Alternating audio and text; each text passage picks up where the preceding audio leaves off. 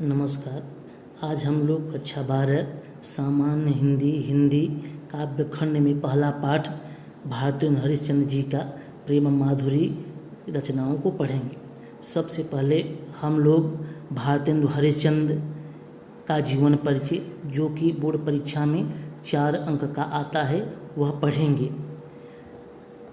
आधुनिक हिंदी साहित्य के जन्मदाता भारतेंदु हरिश्चंद्र इतिहास प्रसिद्ध सेठ अमीचंद के प्रपोत गोपाल चंद गिरधरदास के पुत्र थे। इनका जन्म 9 सितंबर सन 1850 ईस्वी में हुआ था। कब? 9 सितंबर सन 1850 ईस्वी में हुआ था। और इनके पिता का नाम क्या था? गोपाल चंद, जिनका उपनाम साहित्य में गिरधरदास के नाम से यह रचनाएं लिखते थे। और इन्हीं का नाटक को हिंदी का प्रथम नाटक, किसके? गोपाल चंद गिरधरदास का प्रथम नाटक नहुस को हिंदी का प्रथम नाटक माना जाता है। यह भारतेंदु हरिश्चंद्र जी के पिता थे, जो कि एक बहुत बड़े साहित्यकार थे। लेकिन जब भारतेंदु हरिश्चंद्र 5 वर्ष के थे तो इनकी माता पार्वती देवी का देहांत हो गया। और जब यह कुछ समय पश्चात, जब यह मात्र 10 वर्ष के थे, तो इनके पिता गोपाल चंद गिरधरदास भी स्वर्गवासी हो गए। अब विद्यालय शिक्षा और घर की स्थिति को देखते हुए यह विद्यालय शिक्षा प्राप्त सुचारू रूप से न कर सके, लेकिन स्वाध्याय के द्वारा यह घर पर ही हिंदी, अंग्रेजी, संस्कृत, उर्दू, गुजराती, मराठी जैसे भाषाओं पर अच्छा ज्ञान प्राप्त कर लिया। अंग्रेजी भाषा को सीखने के लिए यह उस समय के प्रसिद्ध साहित्यकार शिव प्रसाद सितारे हिंद से इन्होंने अंग्रेजी की शिक्षा प्राप्त की। शिव प्रसाद सितारे हिंद भी हिंदी साहित्यकार के प्रसिद्ध रचनाकार थे। उन्होंने राजा भोज का सपना रचना, जो कि बहुत ही प्रसिद्ध है, यह इन्होंने उनसे अंग्रेजी के ज्ञान प्राप्त किया। जब यह 13 वर्ष के थे तो इनका विवाह मन्ना देवी नाम की एक कन्या से हो गया। और कुछ समय पश्चात 2 पुत्र और 1 पुत्री हुए, जो कुछ ही समय पश्चात उनका भी देहांत हो गया। कहा जाता है कि जब यह 18 वर्ष के थे तो इन्होंने परिवार के साथ गंगा स्नान करने के लिए गंगा सागर पश्चिम बंगाल गए। और वहाँ बंग साहित्य, कौन साहित्य? बंग यानी बंगला साहित्य से यह बड़ा प्रभावित हुए। और जब यह वहाँ से घर लौटने लगे तो ढेर सारी वहाँ की रचनाएं काशी यानी बनारस ले आए। और अपने मित्र मंडली के साथ मिलकर के हिंदी को भी प्रचार प्रसार बढ़ाने के लिए इन्होंने विचार विमर्श किया।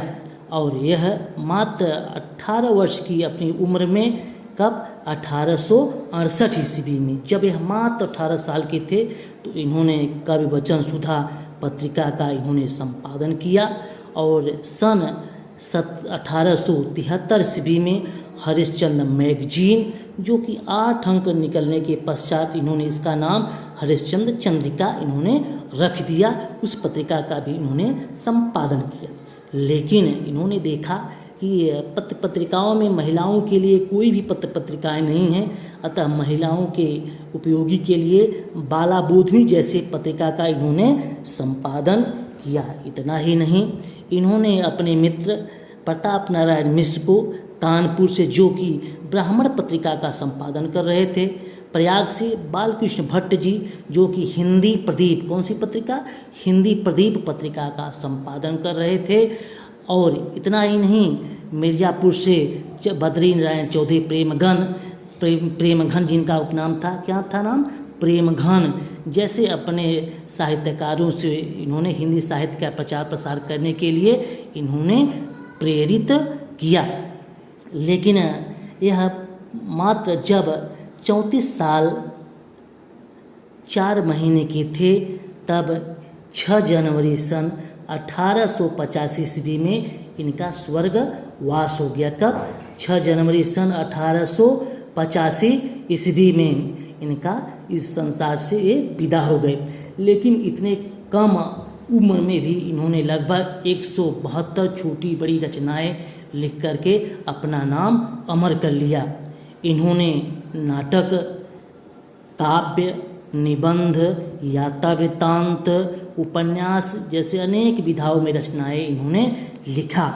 इनकी जो नाटक की रचनाएं हैं उन नाटकों में इन्होंने 17 अनुदित और मौलिक नाटकों को इन्होंने लिखा। उन रचनाओं में सत्य हरिश्चंद्र, भारत दुर्दशा, वैद की हिंसा हिंसा न भवति, श्री चंद्रावली, नील देवी, अंधेर नगरी, सती प्रताप, विद्या सुंदर नाटक को लिखा। विद्या सुंदर इनका प्रथम नाटक था। अंधेर नगरी और सत्य हरिश्चंद्र इनके बड़े प्रसिद्ध मौलिक इनके नाटक हैं। अगर यह नाटक में सबसे ज़्यादा इनको प्रसिद्धि प्राप्त हुई अंधेर नगरी में। अंधेर नगरी, चौपट राजा, टके शेर भाजी, टके शेर खाजा इनकी बड़ी प्रसिद्ध उक्ति है। इसके अलावा इन्होंने काव्य में भी अनेक श्रेष्ठ रचनाएं लिखी। उन काव्य रचनाओं में प्रेम माधुरी, कौन सी?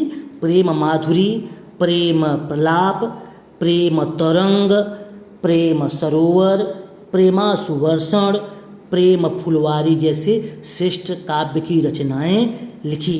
इनके बारे में यह कहा जाता है कि यह गद्य के लिए तो खड़ी भाषा का प्रयोग किए, लेकिन काव्य में ब्रज भाषा का ही, वही परंपरावादी भाषा का प्रयोग यह करते रहे। लेकिन इन्होंने 2 कविताएं खड़ी बोली में भी लिखने का प्रयास किया। एक रचना दशरथ विलाप और दूसरी कविता फूलों का गुच्छा। इनकी एक खड़ी बोली की कविता बड़ी प्रसिद्ध है। सांझ सवेरे पक्षी यह क्या बोलते हैं, कुछ तेरा है, हम सब एक दिन उड़ जाएंगे, यह दिन 4 बसेरा है, जो कि इन्होंने खड़ी बोली में ही लिखा था। इन्होंने उपन्यास भी लिखा। उपन्यास इन्होंने 2 लिखा। उसमें से यह सामाजिक उपन्यास थे। पहला चंद्रप्रभा और दूसरा पूर्ण प्रकाश इनके थे। इन्होंने अनेक अन्य विधाओं में भी रचना लिखी, जैसे कि इन्होंने यात्रा वृत्तांत लिखा, सरयू पार की यात्रा और लखनऊ की यात्रा। इन्होंने निबंध लिखा, सुलोचना, परिहास वंचक, मदालसा, लीलावती, दिल्ली दरबार और भारतवर्षोन्नति कैसे हो सकती है। तो इन्होंने जो नाटक लिखा 1884 ईस्वी में बलिया के ददरी मेले के अवसर पर, यह देशोपकारी सभा में भाषण देने के लिए लिखा था, जो कि यह लिखने का परिप्रेक्ष्य इनका कुरीतियों और अंधविश्वासों को त्याग कर अच्छी से अच्छी शिक्षा प्राप्त करने, उद्योग धंधों को विकसित करने, सहयोग एवं एकता पर बल देने जैसी क्षेत्रों में अपने क्षेत्रों में या आत्मनिर्भर होने के लिए प्रेरणा देने के लिए इन्होंने निबंध लिखा, जो कि बहुत ही प्रसिद्ध हुआ।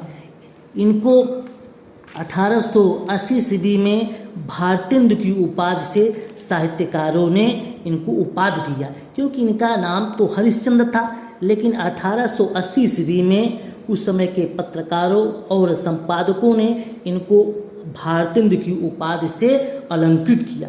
यह प्रतियोगी परीक्षाओं और बोर्ड परीक्षा में पूछा जाता है कि भारतेंदु की उपाधि इनको कब प्राप्त हुआ, तो यह आप जानते रहिएगा 1880 ईस्वी में। या इनको यह पूछा जाता है बोर्ड परीक्षा में कि भारतवर्षोन्नति कैसे हो सकती है, निबंध इन्होंने कब लिखा था, तो यह 1884 ईस्वी में बलिया के एक मेले में इसको भाषण देने के लिए इसको इन्होंने लिखा था, जो कि आपके गद्य पाठ में, गद्य खंड में यह पाठ भी मिलेगा। अब इस पे जो आपके बोर्ड परीक्षा में प्रश्न उठेंगे उसमें पूछा जाएगा भारतेंदु हरिश्चंद्र किस युग के थे। तो भारतेंदु हरिश्चंद्र स्वयं भारतेंदु हरिश्चंद्र युग के थे। इन्हीं के नाम पे भारतेंदु युग का नाम पड़ा। भारतेंदु युग कब से कब तक था, तो भारतेंदु युग का समय 1868 ईस्वी से 1900 ईस्वी तक के माना जाता है, क्योंकि इन्होंने 1868 ईस्वी में काव्यवचन सुधा पत्रिका का संपादन करके हिंदी गद्य का एक मानो नया सूत्रपात किया, जिसके कारण हिंदी साहित्य के इतिहासकारों ने आधुनिक युग के प्रथम जो विभाजन किया, भारतेंद्र युग जिसका नाम दिया, वह 1868 ईस्वी से वो मानते हैं। और 1900 ईस्वी को इसलिए मानते हैं क्योंकि 1900 ईस्वी में सरस्वती पत्रिका का संपादन शुरू हो जाता है, इसलिए 1868 से 1900 ईस्वी के समय को हमारे हिंदी के आधुनिक युग जो चौथा युग है उसमें भारतेंद्र युग के नाम से जाना जाता है। अब पूछेगा दूसरा प्रश्न यह पूछा जाता है, भारतेंद्र युग के प्रमुख रचनाकारों के नाम लिखिए।